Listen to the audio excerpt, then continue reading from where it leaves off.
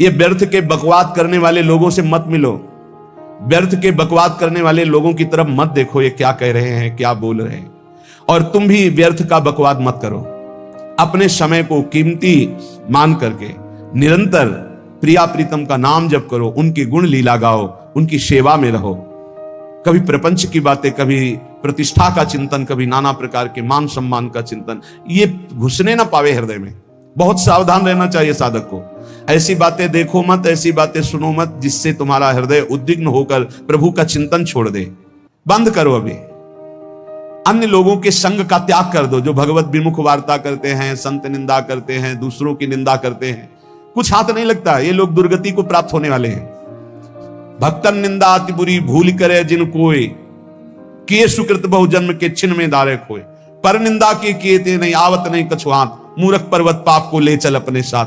तो अलम कश्यापि संगत्या, ऐसा संग मत करो जिनके पास बैठने से भक्त निंदा, जन निंदा, भगवत निंदा हो। ऐसे से दूर रहो, अलम बंद कर दो ऐसे लोगों का संग। रात दिन हम श्यामा श्याम का नाम जप करेंगे, श्यामा श्याम के लीला गुण गाएंगे, श्यामा श्याम के ही धाम का शोभा का चिंतन करेंगे।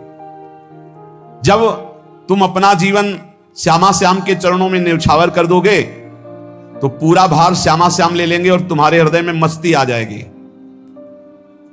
जो ऐसा निश्चयी होता है, दृढ़ निश्चयी, उसके अंदर दृढ़ विश्वास, तो उसके हर समय भगवान की स्फूर्ति होती रहती है। भारी प्रतिकूलता में भी भगवान का सानिध्य अनुभव होता है। वो अनुकूलता में तो भगवान के दुलार को देखता है, लेकिन प्रतिकूलता में भगवान की विशेष कृपा को देखता है। ये संयोग, ये वियोग, संसार की ये द्वंद्वमयी वृत्तियां भक्तों के हृदय में नहीं चुभती। आए की हुज्जत नहीं, गए की तलाश नहीं, क्योंकि नित्य संयोग भगवत स्मृति के प्रभाव से प्रभु का रहता है। शोक, विषाद बहुत ध्यान देने योग्य विषय है। तभी लोगों को ऐसा लगता है कि ऐसा कैसे हो सकता है। भक्त के चरित्रों को जब सुनते तो लगता है ऐसा कैसे हो सकता है, ऐसी परिस्थिति में भी ऐसा कैसे हो सकता है। क्योंकि तुम मानसिक बुद्धि से युक्त हो और वो भागवतिक स्थिति से युक्त है, इसलिए तुम उसको पार पा ही नहीं सकते। जब तुम अपना जीवन श्यामा श्याम के चरणों में समर्पित कर देते हो हृदय से, फिर उनकी कृपा से सब विघ्न दूर हो जाते, एक अपार मस्ती रहती है। नहीं तो शोक, विषाद, दुख, क्लेश, कष्ट, संताप, भय, उद्वेग, ये सदैव सताते रहते हैं। इसी से डिप्रेशन होता है। बार बार नकारात्मक चिंतन, शोक, विषाद, दुख, चिंता, क्लेश, संताप, भय, उद्वेग, यही पूरे मानसिक स्तर को नष्ट कर देते हैं। उत्साहहीन जीवन हो जाता है। जब तुम श्यामा श्याम को समर्पित हो जाते हो तो ये सब प्रवेश भी नहीं करते, एक अपार मस्ती बनी रहती है। अब क्या होगा? श्यामा श्याम जो करेंगे वही होगा। श्यामा श्याम पता नहीं कैसा करें, नहीं, वो सदैव मंगल भवन है, वो जो करते महामंगल होता है। यह निश्चय उपासक के हृदय में आ जाना चाहिए। इसलिए अपना सारा मन, सारी बुद्धि, सारा जीवन, प्रत्येक श्वास प्रभु को अर्पण कर दो, फिर देखो तुम निहाल हो जाओगे। दुख, शोक, विषाद, क्लेश, कष्ट, संताप, भय, उद्वेग, ये उसी को व्यापते हैं जिसने अपने जीवन को प्रभु के चरणों में अर्पित नहीं किया। इसलिए तुम अपना सारा मन, सारी बुद्धि, सारा जीवन, प्रत्येक श्वास केवल प्रभु को अर्पित कर दो, फिर देख लेना। श्वास कैसे अर्पित की जाती है? राधा राधा राधा। बुद्धि कैसे अर्पित की जाती है? एकमात्र निश्चय कि भगवत सुख ही सुख है, ये जागतिक सुख सुख नहीं, ये दुख है, ये ऐसा दलदल है जिससे आज तक कोई नहीं निकल पाया। सारा मन, हम मन से केवल प्रभु का मनन करें, बार बार मन को संसार से हटा के नाम में, रूप में, लीला में, धाम में लगाएं। बहुत प्रसन्नता हो जाती है उस उपासक के हृदय में जो अपना मन बुद्धि प्रभु के चरणों में अर्पित कर देता है। भगवान ने तो इसको बहुत उत्तम स्थिति बताया है कि मेरे से कभी वो अलग हो ही नहीं सकता यदि मन बुद्धि अर्पित कर दिया। मयि एव मन आधत्स्व मयि बुद्धिम निवेशय तो निवश्य मयि एव अत ऊर्ध्वं न संशया। बिल्कुल संशय नहीं, वो मेरे में ही निवास करेगा जिसने मन और बुद्धि अपनी मेरे में अर्पित कर दी। बहुत प्रसन्नता रहेगी उस उपासक के जीवन में जो अपने आप को मन बुद्धि सहित प्रभु के चरणों में समर्पित कर दिया है। भगवान का आश्रय लेने वाले की पहचान है हर परिस्थिति में प्रसन्न रहना। देखो आप भगवद आश्रित हो कि नहीं, देखो अनुकूल परिस्थिति में तो सब प्रसन्न रहना, लेकिन प्रतिकूल परिस्थिति में प्रसन्न रहना यह भगवान के भक्तों का लक्षण है। हर परिस्थिति में प्रसन्न रहना यह भगवान के भक्तों का लक्षण है। आनंदगन भगवान का आश्रय मिलते ही आनंद छा जाता है हृदय में। उनके पास आनंद का अभाव होता ही नहीं है। जैसे सूर्य का प्रकाश उदय होते ही सूर्य का प्रकाश संपूर्ण अंधकार को नष्ट कर देता है, ऐसे ही भगवान का संपूर्ण आश्रय लेते ही सब दुख चिंता शोक नष्ट हो जाते, आनंद ही आनंद। तुम भगवान के मंगलमय रूप को नहीं जानते हो, पर उनके मंगलमय भाव को, विधान को मानना शुरू कर दो। जो भी होता है मंगलमय होता है। हमने जीवन में देखा है, अगर इधर कोई बहुत बड़ा सुख दिया तो देर नहीं लगेगी, 24 घंटे नहीं व्यतीत होंगे और ऐसे दुख दे देंगे, जिससे दोनों का समान भाव रख करके ना दुख में तुम भूलो प्रभु को, ना सुख में फूलो, सीधे भगवत मार्ग में चल। पूरे जीवन की बात देखा है, भगवान के मंगल विधान में सदा सर्वदा सुख ही सुख है, इस बात को मान के प्रसन्न हो जाओ। जब भगवान का भजन करने वाले की तन्मयता बढ़ती है भजन में, तो द्वेषी जन अपने आप तैयार हो जाते हैं। भक्त कभी किसी से द्वेष नहीं करता, अपने आप वो द्रोह करने लगते हैं। तो नरसिंह मेहता जी से बहुत गांव के कई लोग थे जो जलते थे, ऐसे जलते थे कि अब क्या करें, कैसे मिटा दे नरसिंह मेहता जी को। और उपाय तो मिल नहीं रहा था। तो एक दिन संतों की मंडली आई और उन्होंने कहा कि हम रास्ते में कोई चोर आदि धन ना ले ले, इसलिए यहां से किसी की हुंडी चलती है क्या द्वारिका में? पहले ऐसा था। बोले हाँ, हमारे यहाँ बहुत बड़े सेठ है नरसिंह मेहता जी, पर आप कहोगे वो मना कर देंगे। कई बार कहोगे, अगर वो स्वीकार कर ले तो वहां। और उनका लक्ष्य था कि नरसिंह मेहता जी की तो खाने की भी सुविधा नहीं थी, हुंडी कहां की बात आई। उनका था कि जब वो ना कहेंगे तो संत जन नाराज हो जाएंगे, अगर हाँ कह दिया तो वहां हुंडी चुकेगी नहीं, तो संत जन अपने आप इनको शाप दे देंगे, अपराध बन जाएगा, ये नष्ट हो जाएंगे। संतों को भेजा, नरसिंह मेहता जी ने सबकी दंडवत की, चरण पखाड़े। तो उनका ये इतना रुपया है, द्वारिका में साधु सेवा हम करेंगे, वहां तुम्हारी हुंडी चलती है, तो आप अरे उन्होंने आप कहाँ भूल रहे हो, यहाँ खाने की भी व्यवस्था।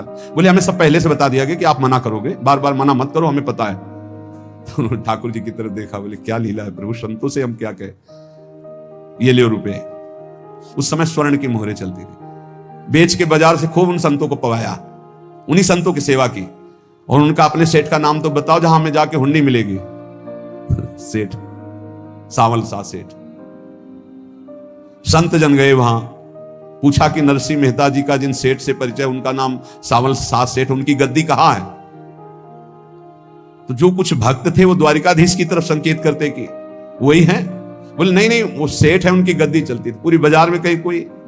अब संत जन एकांत में होकर के बहुत विचलित हुए कि हमारे साथ धोखा हुआ, नरसिंह मेहता जैसा संत क्या धोखेबाज हो सकता है?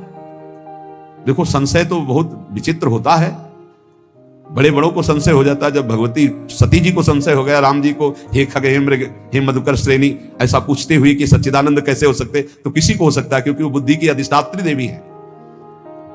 जो ही उनके मन में ऐसा आया कि क्या हमारे साथ धोखा हो रहा है, इतने में ही देखा जय हो सावल सा सेठ की। सावल सा सेठ तो देखा मुनीम जी उनके साथ, सेठ बस्ता लिए हुए मुनीम जी, सरकार इधर से चलो। तो उनका सावल सा सेठ आपका नाम है? संतों ने कहा। बोले हाँ। बोले नरसिंह जी? हाँ। बोले आपकी हुंडी आ गई है। हुंडी एक कागज में लिखा कि ये हमारे सेठ जी को दे देना। वैसे लोग मुझे माखन चोर कहते, कोई कुछ कहता, लेकिन आपने सेठ बना दिया। जब आपने सेठ बना ही दिया तो आप कभी परवाह मत करना तुम, और ये सेवक आपकी सेवा में सदैव तत्पर है। भगवान ने ऐसा लिखा। जो भगवत आश्रित है, एक बार ये चलता रहता है, जो संत जन होते हैं उनके विरोधी अपने आप बन जाते हैं, किसी से कोई मतलब नहीं, अपने आप विरोधी बन जाते हैं। कबीरदास जी का पूरी काशी में यश था। भजन करने वाले महापुरुषों का यश बढ़ता है जब, तो जो भजनहीन होते हैं उनके हृदय में जलन पैदा हो जाती है और उनको विविध प्रकार से फंसाना चाहते हैं, उनको कष्ट देना चाहते हैं। तो कबीरदास जी के यश को धूमिल करने के लिए कुछ ब्राह्मणों ने एक रचना रची, मुड़ मुड़ा के कबीरदास जी के शिष्य बन करके पूरी काशी के सब आश्रमों में निमंत्रण दे आए। कल भंडारा है, संत सेवा है, सबने स्वीकार किया। कबीरदास जी अपनी दिनचर्या करके निकले तो संत मंडली आने लगी। बोले कै बजे सेवा है? साधु सेवा। बोले कौन सी साधु सेवा? बोले कल आपके शिष्यजन निमंत्रण दे के आए, पूरी काशी के सब संत आ रहे हैं। कबीरदास जी ने कहा यार तो एक की भी व्यवस्था नहीं, पूरी काशी के संत आ रहे। अच्छा समझ में आ रहा है, लीला बिहारी तुम लीला करना चाहते हो। गए अपना निकल गए गंगा किनारे, एक झाऊ के नीचे बैठकर अपना भजन ध्यान में मगन है। 11-12 बजे तो उन्होंने देखा संतों की मंडली अब काशी तो बहुत, कबीरदास जी ने देखा कि आश्रम की, तो बोले पता नहीं क्या होगा, चलो चलते हैं। तो ऐसे गमछा वस्त्र करके ऐसे डालकर मुंह ढक करके, वहां बड़ी बड़ी पंगत लगी थी। कबीरदास जी सबको पाओ जी पाओ, कबीरदास जी के रूप में स्वयं भगवान पाओ जी। कबीरदास जी ने कहा अच्छा जब स्वामी परस रहे तो हम भी बैठ के पा ले। तो जब उसी पंगत में बैठ गए अपना कपड़ा ढक करके, और जब मोहरे की दक्षिणा दे रहे थे सब लोग कि वाह कबीरदास जी ने आज तो साधु से सबको। जब कबीरदास जी के सामने आए तो ऐसे मुंह ढके, बोले देखो जो मेरा होता है उसे मुंह छुपाना नहीं पड़ता, मुंह ढकना नहीं पड़ता, लो दक्षिणा, तुम भी दक्षिणा लो। कबीरदास जी को कबीरदास जी दक्षिणा दे रहे, वो कबीरदास जी है भगवान, और ये पाले वाले कबीरदास जी है भगवान के जन। कभी भगवान अपने, अरे जमाने जोर लगा ले, कितना जोर लगाएगा, भक्त और भगवान का झंडा कभी न झुकने पाएगा। बिल्कुल चिंता शोक भय उद्वेग रहित जीवन भगवद आश्रित, तुम भगवान के मंगल विधान में सदा सर्वदा प्रसन्न रहो। अब ये विचार कर लो कि भगवान जो करेंगे तुम्हारा मंगल करेंगे। अब थोड़ा ऐसा बीच में लगता है कि अमंगल हो रहा है क्या, लेकिन पक्का समझो बहुत बड़ा मंगल उनका विधान होता है, बहुत ही उत्तम मंगल होता है भगवान के शरणागत का। भगवान हमारे विचारों वाले नहीं है, हमारे विचार प्राकृतिक है, भगवान के विचार चिदानंदमय हैं। वो अपने विचार से हमारा मंगल करते हो, हम अपने विचार से मंगल चाहते हैं। भगवान के विचार से मंगल ही हमारा होगा, इसलिए कभी हमको चिंता शोक भय नहीं करना चाहिए। भगवान की ओर से कभी तुम्हारे लिए ऐसा विधान नहीं होगा कि तुम दुखी हो जाओ, बस तुम्हारी सोच हो सकती है, उसका परिणाम बहुत मंगल होगा। जगत की ओर से निराश हो जाओ, किसी से आशा मत रखो, फिर आप देखो आपका जीवन कैसा आनंद में व्यतीत होता है। ये जो जगत की आशा है यही दुख प्रदान करती, सच्ची जगत की आशा ही दुख प्रदान करती है। अगर जगत से कोई संबंध न रखा जाए और भगवत भाव में रहकर तो बहुत अच्छा जीवन चलेगा। अपने कर्तव्य का पालन करो, परिवार को भगवत स्वरूप मानकर पोषण करो, किसी से कोई संबंध मत रखो, कोई आशा मत रखो, यही अध्यात्म सिखाता है। अपने आप भगवत स्वरूप, सबका व्यवहार मंगलमय और आपका जीवन मंगलमय। अपने घर में ऐसे रहो जैसे किसी अतिथि के घर में रह जाता है, चलना है यहां से जाना है। कौन रहता है अपने घर में अतिथि की भांति? भगवान का भक्त। जाना है यहां से, अपनी प्रिया प्रीतम के पास जाना। ये हमारा घर नहीं है, यहां तो हम समय व्यतीत कर रहे हैं, अपनी आयु व्यतीत कर रहे हैं भगवत आराधना करते हुए। हमें जाना है प्रिया प्रीतम के पास। वास्तविक घर भगवान का धाम है हमारा, वास्तविक घर वाले प्रभु हैं हमारे। जो नित्य सच्चिदानंद भगवान के चरणों में अपने चित्त को समर्पित करता रहता है, उसको यह अनुभव होने लगता है कि बड़ी कृपा है हमारे ऊपर, भगवान की बड़ी कृपा है हमारे ऊपर। सर्वसमर्थ परम सुहृद भगवान ऐसे भक्त के ऊपर हर समय वरद हस्त रखे रहते हैं। यह केवल प्रवचन नहीं, सच्ची बात मानिए। ऐसे भगवान का वरद हस्त हर समय रहता है। जब भगवान की छत्र छाया में भक्त अपने को देखता है तो आसपास घोर विपत्तियों का भी समुदाय हो तो भी वो आनंद में मगन रहता है। हर हालत में आनंदित रहना यह भक्त का स्वभाव है। भगवान ऐसे भक्तों को प्यार करते हैं जैसे कछुआ अपने अंडे को बाहर रख आवे और रात दिन उसका चिंतन करे। जब भक्त भगवान को समर्पित होता है तो भगवान रात दिन उसकी ऐसे चिंतन सुरक्षा करते हैं। अब है ये दैवी संपदा का पहला गुण है, ये भगवान के शरणागत पर जागृत हो जाता है। वो भयभीत नहीं होता, किसी भी उससे भयभीत नहीं होता। यही डर ही डरप हरिवंश हित जिनो भ्रमय गुण सलील पर। इस डर से डरते रहना चाहिए कहीं गुण रूपी पानी में फिसल न जाए, नहीं तो गलती हो सकती है। साधक सावधान रहे। ये अभय दैवी संपदा का सबसे बड़ा गुण है। जो भयहारी भगवान की शरण में आ जाता है तो उसके अंदर ये अभय प्रकट हो जाता है। अगर कहीं तुम्हें एकांत में भय लग रहा है, एक आदमी तो एकांतिक में आए थे, वो कह रहे थे कि हमें हर समय भय लगा रहता कि कोई हमारे पीछे है, अंधेरा तो लगता कोई खड़ा है, मैं जीना मुश्किल हो गया ऐसा भय। देखो ये मन कैसा है, भगवान से विमुख होने पर कैसे डरवाता है। वो कह रहे हैं हर समय मुझे डर लगा रहता है, कोई सामने खड़ा है, कोई पीछे खड़ा है, ऐसा भय लगने लगता है। और जब भगवान की शरण में आ जाते हैं तो ये अभय स्थिति हृदय में जागृत हो जाती है। कोई भी भय आसपास आ ही नहीं सकता, यहां तक कि नरक का भी भय खत्म हो जाता है। जो भगवान की शरण में है। महापापी भी पुण्यात्मा महान भक्तों के समान वो उत्तम गति को प्राप्त हो जाता है जो भगवान की शरण में हो जाता है। पर ये जो भोगों का आश्रय लिए हुए हैं, मनमानी आचरण कर रहे हैं, ये कभी उस अभय को जान ही नहीं सकते कोई अभय पद है क्या।